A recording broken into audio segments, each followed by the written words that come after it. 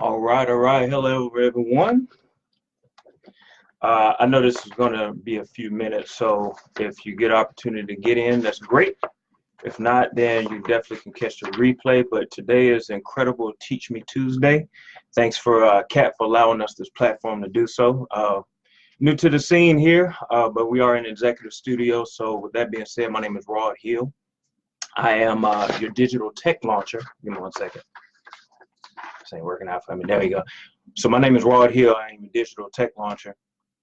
And what I do is I help entrepreneurs, coaches, and experts develop their web presence online or develop their web presence specifically with web development, lead generation components, and social media setup. So that's my expertise, and that's what I do. I've been in that arena for over 10 years. So what I want to discuss, I get a lot of questions about should I do Wix or should I do WordPress or what platform should I use once they get to the phase of needing to get online and getting everything started. Obviously, the first one of the main things you do need is either a landing page or a website, one or the other.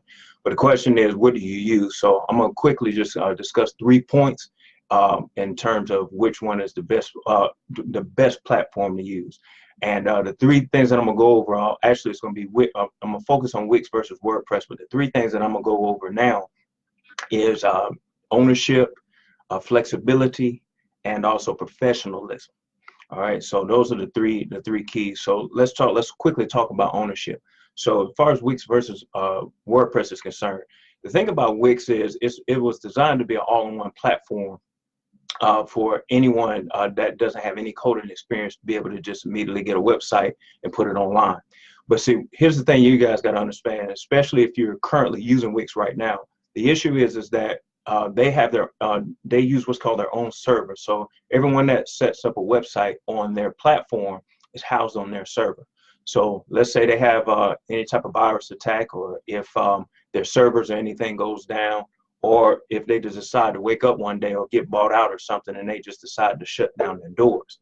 Well, as soon as they shut down, so does your website, because you don't have any ownership of access of it. That, if anything else, that's the biggest thing. You want to make sure you got ownership of your content. So with Wix, now they do, now even though they have a free option, and I'm going to talk about that last, about the free option part, but they also have a paid option as well. It doesn't matter, because the bottom line is you don't own any of it. Okay, so ownership is the key, and that's the reason why I love the WordPress platform. There's a lot of website builders out there, but I love WordPress. I've been dealing with WordPress for over 10 years because the ease of use, and it's really not that difficult. You know, when you got a teacher like me to be able to help you out, once you got it, you got it. You know, you understand it. But it's an easy use platform, and you actually get to maintain control of your files and things of that nature, and that's the part that I love about it. Now, I do want to make sure this is clear. There's 2 different kinds of WordPress. So they have a WordPress.com, which is similar to Wix and the other web builders that I'm discussing. That's not the one I'm talking about, okay? Because that one is actually kind of difficult to use. I tried to help my wife build one on that one time, and it just didn't work out. But the bottom line is, even with WordPress.com, there's no ownership because it's housed on their server. What you want to do is WordPress.org. Now, in order for you to use WordPress.org files, you need to have hosting and, of course, a domain name to be able to access everything. So, and, you know, we can go over that some other time. But bottom line is it allows you to be able to own your content and stay in control of it. That's the main thing. Now, as far as flexibility, so point 2, that was point 1, that was ownership. So point 2 is flexibility. The thing about, so between the 2, as far as Wix, again, it's supposed to be an all-in-one platform. It has some flexibility, and they have what's called applications. And the applications are similar to what WordPress has, what's called plugins. And they supposedly add to your website. Here's the problem with Wix, though. As far as flexibility is concerned, they have all these different templates, but most of them are designed to do specific things. So once you decide on what template you go with, that's the one you're pretty much stuck with, because you have no flexibility of changing it. You can change a couple of things around, but for the most part, let's say you wanted to change the whole look of your website. Well, guess what? You're going to have to build a whole nother website. You see what I mean? Or use a different template.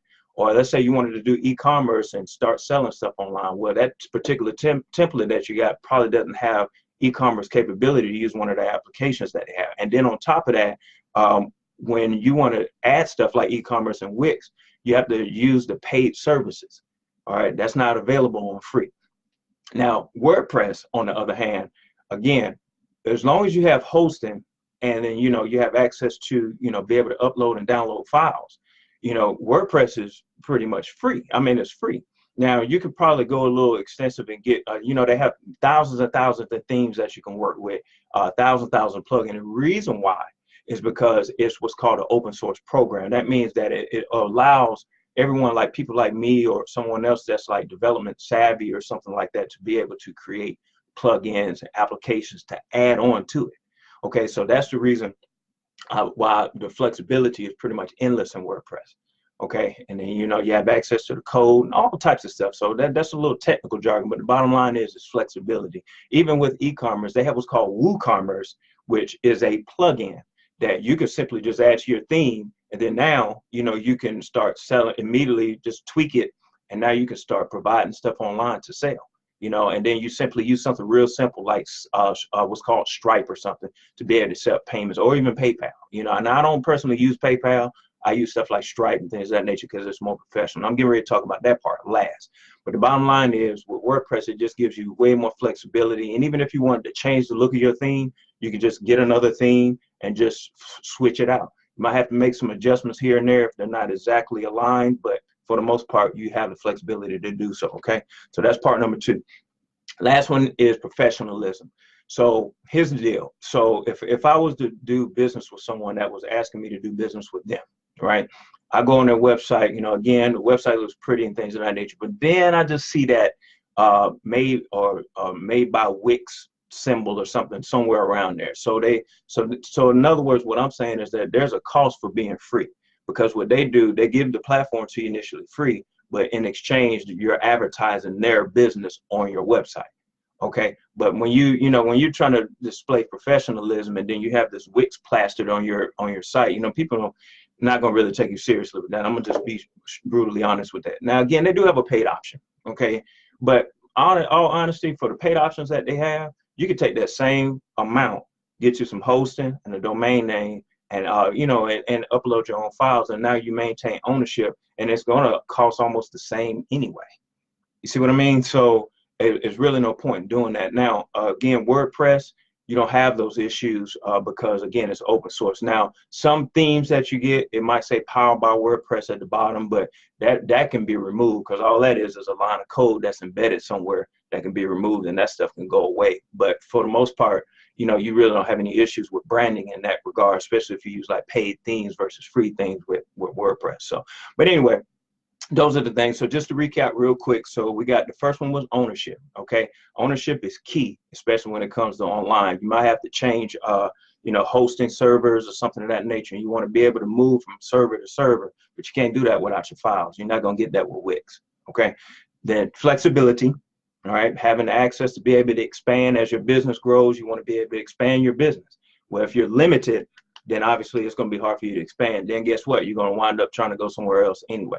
Be a headache when you can go one place and then be able to expand from there over time. Makes sense, right?